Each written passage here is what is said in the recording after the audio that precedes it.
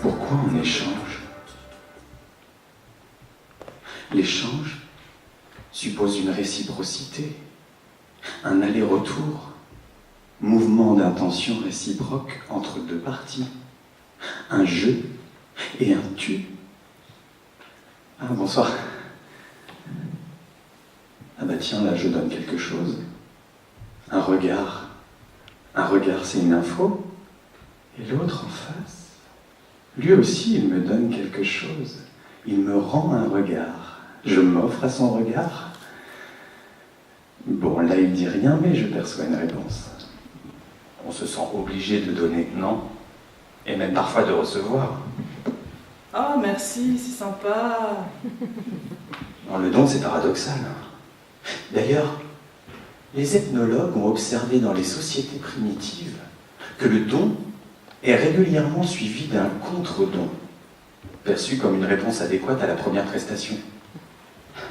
La contrainte implicite sociale est formelle. Il faut rendre, et bien rendre, c'est-à-dire ni trop peu, ni trop vite, ni trop tard. En fait, le don, c'est un échange différé, une sorte de crédit.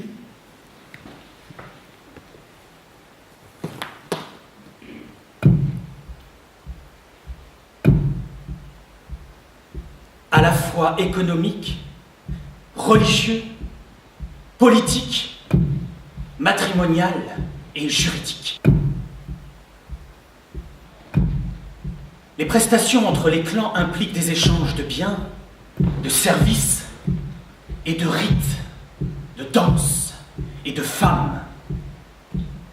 Les échanges sont ici un rituel magique, un langage symbolique, au même titre que le sacrifice ou la prière. Le sacré communique avec le profane.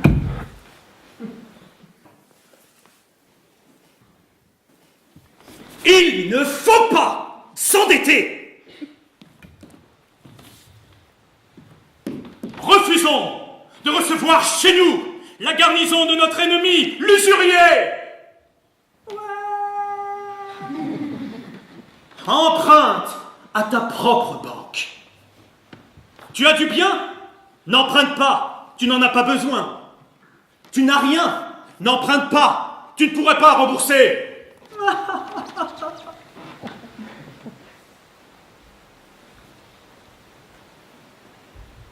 Salve,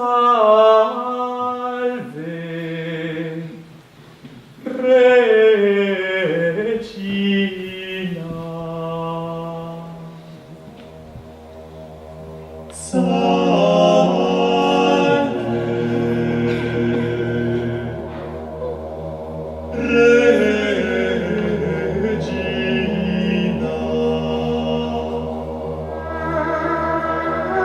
Les épices. Au XIIe siècle, le monde est en pleine expansion.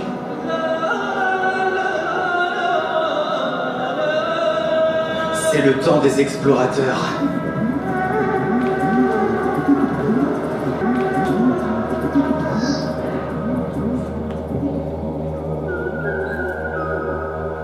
Marco Polo, vers la route de la soie. Puis Christophe Colomb, du côté des Amériques. On invente l'imprimerie, on découvre de nouveaux continents, le commerce se développe, les échanges s'intensifient de plus en plus vite, de plus en plus loin. C'est le début de la mondialisation. Mais pourquoi on invente la banque? Quand on parcourt le monde, la monnaie divisionnaire, les pièces d'or, c'est très encombrant et ça attire les voleurs. Les banquiers proposent donc aux commerçants de garder leur or en dépôt et de leur donner en échange un bout de papier écrit contre lequel ils pourront le récupérer. Et cela dans n'importe quelle banque partenaire, même à des kilomètres de là. Attendez. Parlez dans le petit micro là, parce que je vous entends pas. D'accord. Et pourquoi pas un emprunt alors? Vous avez 5 minutes? Ben moi, ce que je peux vous proposer, c'est un crédit à la consommation. Non, d'abord, vous n'êtes pas obligé d'emprunter 5 000 euros. Ah non, mais ce qui est écrit là, faites pas attention. Non, c'est à partir de 2 000 euros jusqu'à 5 000 euros. Mais vous pouvez emprunter seulement 2 000 euros. Non, on peut pas moins. Oui, j'entends bien, mais... Écoutez, moi je vous les crédite. Hein. Je vous crédite les 2 000 euros et on prend juste les 200 dessus, hein, avec un tag à 5,1%. Oui, c'est ça, on sera sur des mensualités qui ne sont pas très élevées. Mais j'entends... Et...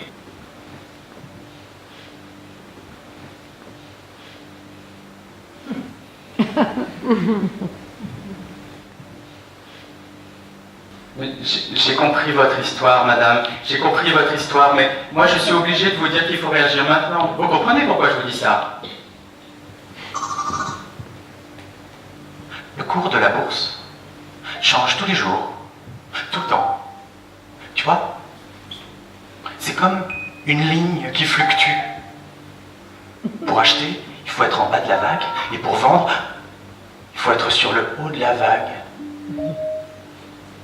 C'est ça, il faut spéculer. Savoir ce qui va se passer demain. Si demain c'est plutôt comme ça, ouah, ou plutôt comme ça, oh. Tu vois, c'est simple. Je ne veux plus entendre que c'est la crise.